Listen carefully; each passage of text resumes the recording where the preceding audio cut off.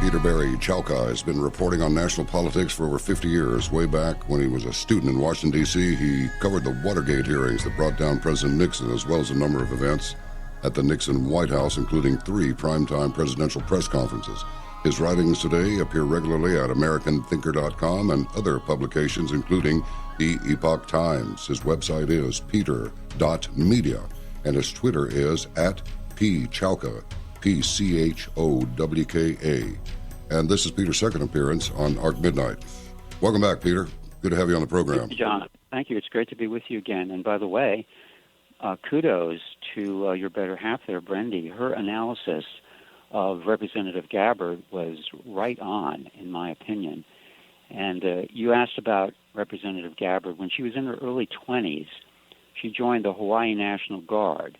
And in July 2004, she was deployed for a 12-month tour in Iraq, where she served as a specialist with the medical company 29th Support Battalion at Logistical Support Area Anaconda.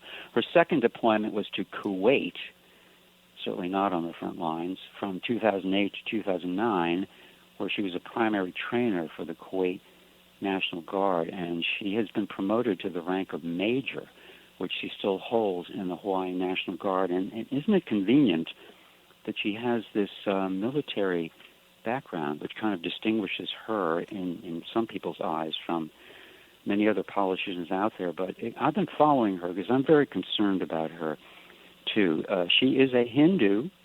She has pointed out she's the first Hindu to serve in the United States Congress. She took her oath of office with her hand on the Bhagavad Gita.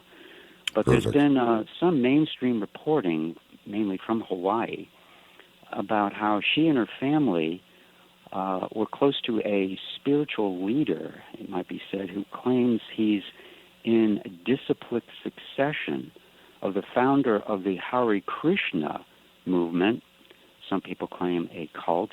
That is A.C. Bhaktivedanta Swami Prabhupada. And so that's some of the background of Tulsi Gabbard, but I don't trust her either. Oh, brother.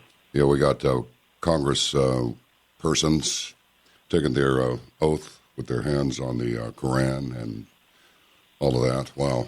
You know, and that's disturbing as well because, well, as you know, the tuqiyya, we can be, well, you can't believe anything that they say because it's perfectly legal and sanctified for them to lie as Muslims to anybody who is a non-believer. So there we go.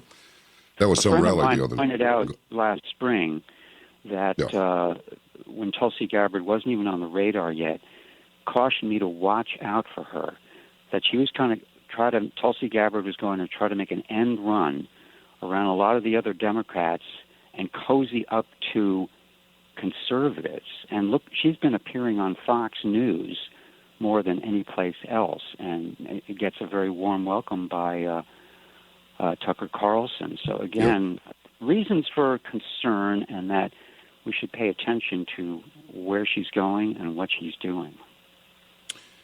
You know, I started to, I didn't mean to step on you a minute ago, but that rally that was held in Dallas the other night was really quite something. And we're 12 months away from the 2020 election. So I don't know if people are going to be able to withstand the stress in the year-long run-up to it, but there's this never-ending attempt to take down President Trump that's now heating up. As far as Nixon's concerned, I think that whole thing was a setup designed to get him to open the door to China, which he didn't want to do. That's what some of my sources say. And what do? The same thing that they do with the situation in Dallas. No Kennedy Memorial Parkway, but we got a Bush Turnpike and we got an LBJ freeway. So in the same way, it's like, Richard Nixon, the master statesman who opened the door to China. And the word I say again was that he didn't want to do it. So from your vantage point, with this ongoing impeachment nonsense, I mean, who ever heard of a secret inquiry anyway? But I digress. What's the most important news of the last week, and where do we stand as of tonight in Peter Chowka's view? Well, it was just a year ago that I was writing in the Epoch Times and American Thinker about the possibility of a Civil War 2.0, and that was disturbing enough to report what was going on. Now I think we've reached the red alert stage, and I would say to look at the big picture before we get into some specifics, I would suggest that every American who's a patriot, who loves freedom, the Constitution, the rule of law, and one nation under God, should be deeply concerned, if not terrified, dare I say it, what's going on in real time right now. This past week has been absolutely intense. Like the intensity level is rising to fever pitch. We have this Star Chamber kangaroo court impeachment inquiry going on behind closed doors. It's ridiculous on the face of it, but the truth about it is being reported from time to time on Fox News, in the new media, on the internet.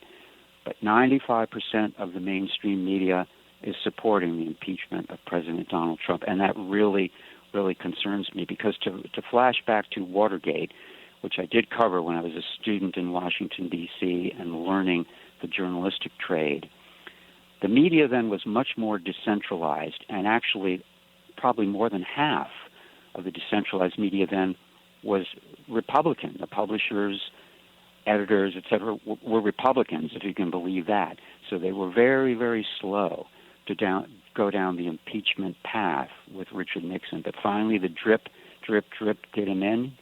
And impeachment, as we know, it's not a legal trial if it gets to the Senate. It's a political trial. So it's up to public opinion. Already, several representatives in the House of Representatives are on the record saying they're having second thoughts and concerns about President Trump. One of them said, Representative Ramsey of Florida, another is Representative Simpson of Idaho, expressed concern, saying they might support impeachment. Yesterday, Senate Leader Mitch McConnell wrote a highly critical op-ed in the Washington Post about President Trump's Iraq policy.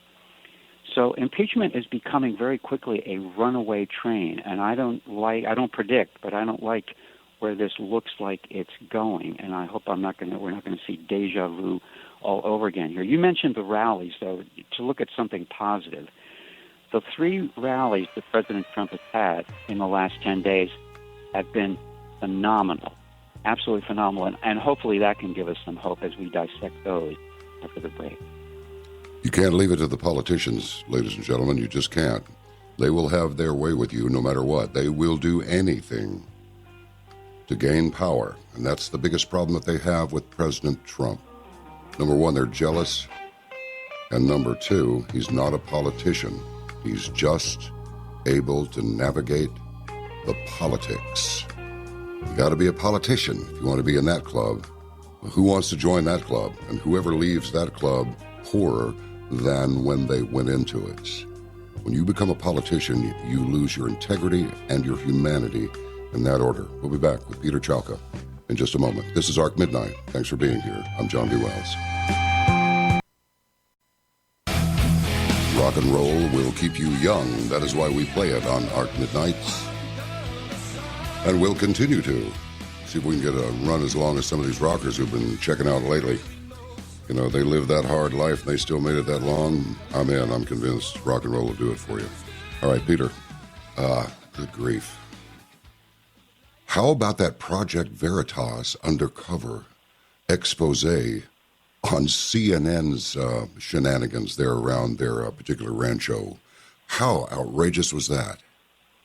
Truly outrageous, John. And on Sunday, I had an article at American Thinker, which actually looked like it was the first article to preview what was going to be coming this past week, with the Project Veritas releases over 5 days of the undercover CNN films, hidden secret recordings. Now, as far as I can tell, Fox News, again, was the only one to devote some coverage to that. It was completely blacked out on MSNBC, CNN, the rest of the mainstream media. And once again, we have to ask, is it the equivalent of if a tree falls in the forest and nobody's there to hear it, does it make a sound?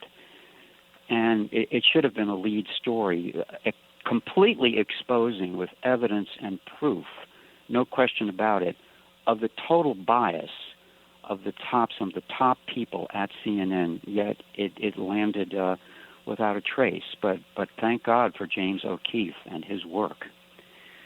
Yeah, he's really quite something.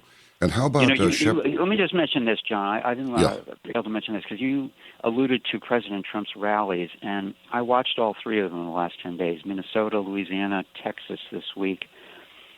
Absolutely incredible. We've never seen an American president make these kinds of high-energy, no-holds-barred presentations to huge crowds, at least while we've had film and recordings to document presidential speeches. And, of course, CNN and MSNBC didn't cover them at all. Again, Fox News did. So people who wish that Fox News would go away, be careful what you wish for. By the way, President Trump will be interviewed in 2 days on Fox News on Hannity's program, which is pretty much the only place he goes, Fox News, to say his piece. And I hate to mention this, but today in New York City, Senator Bernie Sanders, the avowed socialist anti-capitalist, by which we mean communist, of course, had the largest rally of a Democrat candidate this year, supposedly 25,000 people. Of course, that was New York City, but that was going on there. But it's hard to tell what's going on with crowds. In 1972, I was traveling during the last 3 weeks of the fall presidential campaign with the Democrat nominee that year, Senator George McGovern, who was the peace candidate.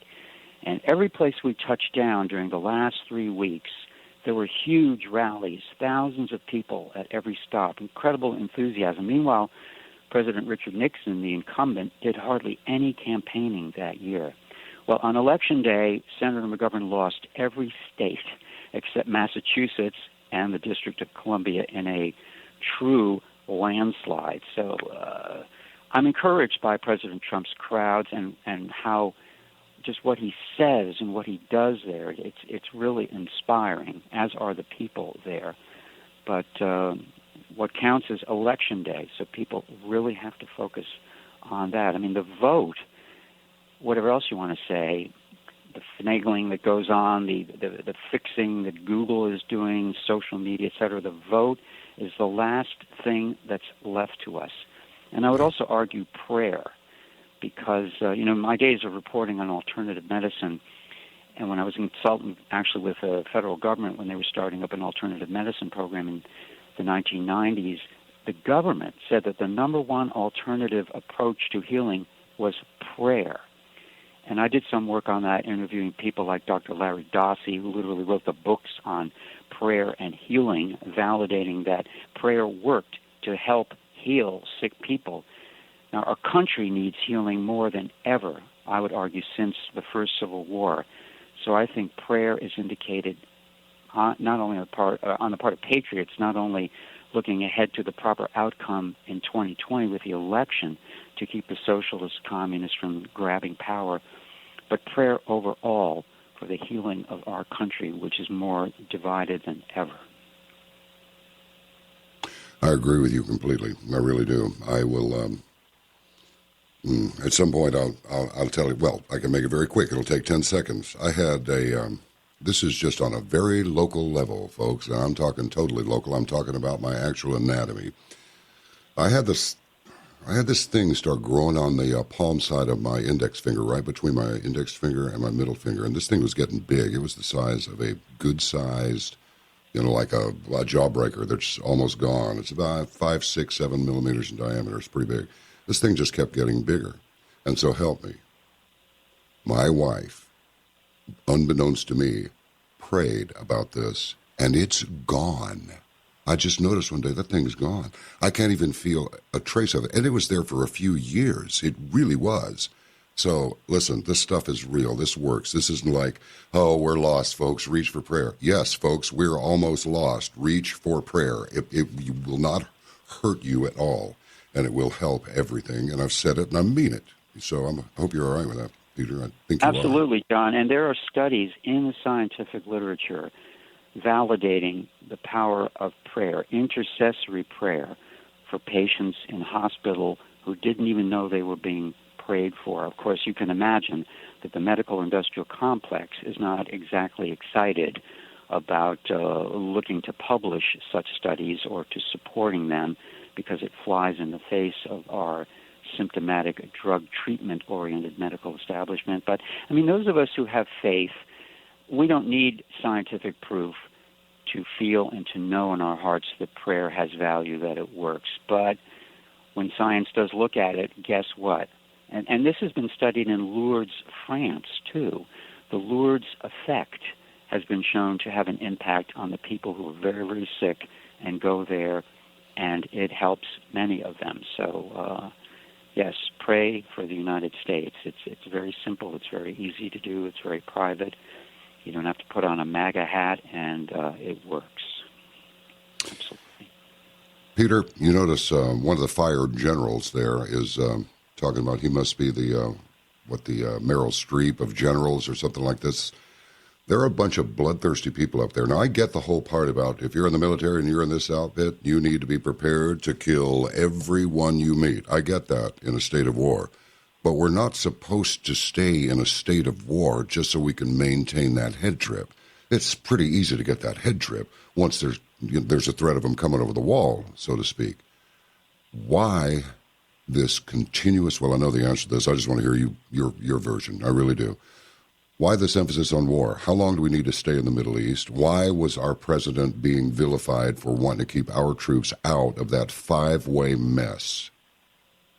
Well, especially since his predecessor, Barack Hussein Obama, ran on kind of a peace, let's get out of the foreign wars in 2008.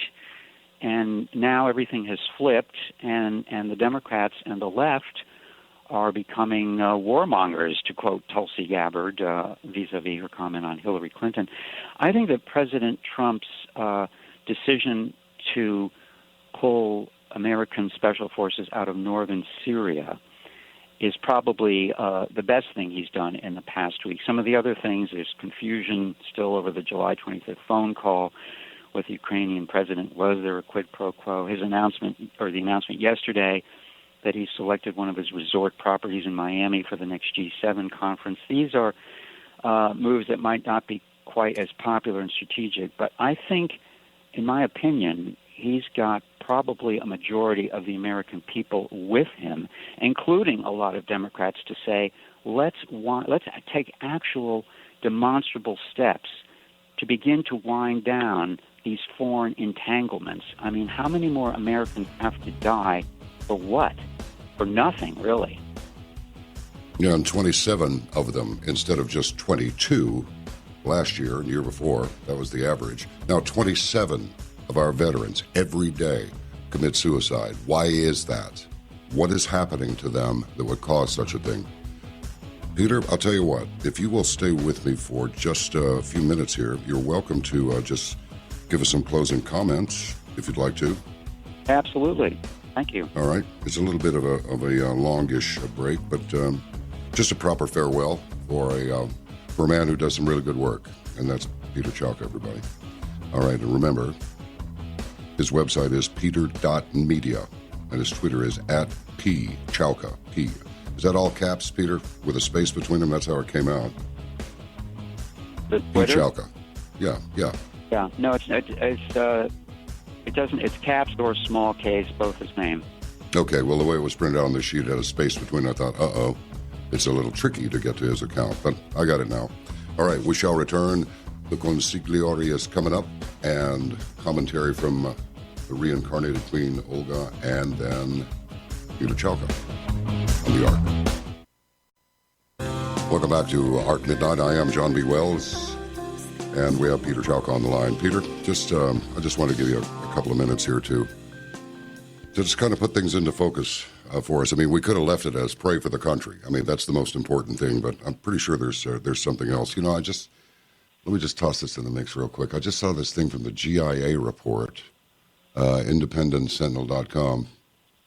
Hillary gave Russia advanced hacking and nuclear capabilities. There's one. And then from the Washington Free Beacon report, Russian government initiative gave millions of dollars to Clinton Foundation. Rumors are that the server is actually in Ukraine, the one that the DNC told the FBI, no, you can't look at it. They went, okay. So they got CrowdStrike to do it. I mean, this is so transparent. So I threw that in there just to start trouble. So if you want to respond to it, that'd be great. If you want to go another direction, that's okay too. Well, I'll take off from it, John. I think it suggests we've got to hold on to our hats and everything else in the next year leading up to the 2020 election. we're going to see surprises and a situation electorally, politically, like we've never seen before. And there's some new news. You've decided. Speaking of Hillary, it wouldn't surprise me if she does become a candidate before this is over. Another thing that wouldn't surprise me is if Michelle Obama decides to get involved. I know you're a great fan of rock music, John. I think of this as like the Bob Dylan phenomenon. After his motorcycle accident in 1966, he disappeared for a good number of years. There was such pent-up consumer fan demand that when he finally emerged again, doing concerts, they sold out in a matter of hours. We haven't heard very much from the Obamas, really, and we know they're still pulling a lot of strings behind the scenes, so nothing would surprise me there. Also, the media is so important right now. Obviously, they are greasing the skids for impeachment and for the takedown of President Trump. Well, next year will be the first presidential election after the business model for traditional journalism has completely collapsed. In the past 10 years, the number of reporters has decreased 50% in newspapers. Newspaper advertising is down. But you might think this is good for the new media, but maybe for some of it. But the slack is being taken up largely by Google and Facebook, which are accounting for huge influence in driving the news now. So watch out there. And one thing caught my attention this past week. There was a new study which confirms what might be obvious. Traditional religiosity is way down in this country. Now, 1/4 of Americans say they have no religion or they are agnostic. Now, this is not a surprise for those of us who've been watching things, but it suggests that our problems don't exist in a vacuum. I think this is one sign, because where there is a lack of faith, problems will arise. That should be obvious by now. And also, I would invite people to visit my website, peter.media. There are links there to my complete archive of articles, over 200 of them at American Thinker, including several I've written in the past week to 10 days, and also the half dozen articles I wrote a year ago for the Epoch Times, which I'm very proud of, as I documented the growth of this Occupy ICE movement, which moved into the Democrat Party and became Democrat socialism, and the takeover, making visible the takeover of the Democrat Party by socialists, Marxists, and naked communists now. And I was reporting on that a year ago when it was not polite to call the Democrat Party socialists, and now people are saying that openly. Isn't that the truth? My dad called them commie-crats all the way back to the time when I was a child. That's been a while, you know what I mean? Yeah, May I just say, building on this for many, many years, since LBJ, this is what they're about, John. I was just having a conversation about FDR with someone today, and he and Stalin, they just wanted to hang out together. They just loved it. I mean, what other reason would there be for the Yalta debacle, frankly, where half of Europe was given over to the Russians? How hard a code is this to crack, really? This has been the plan all the time. John, a country like Russia under communism, the Soviet Union, they didn't call it communism. They called it the Union of Soviet Socialist Republics. That's right, Peter. As a matter of fact, wasn't that the National Socialist German Workers' Party? Those were the Nazis, people. Exactly.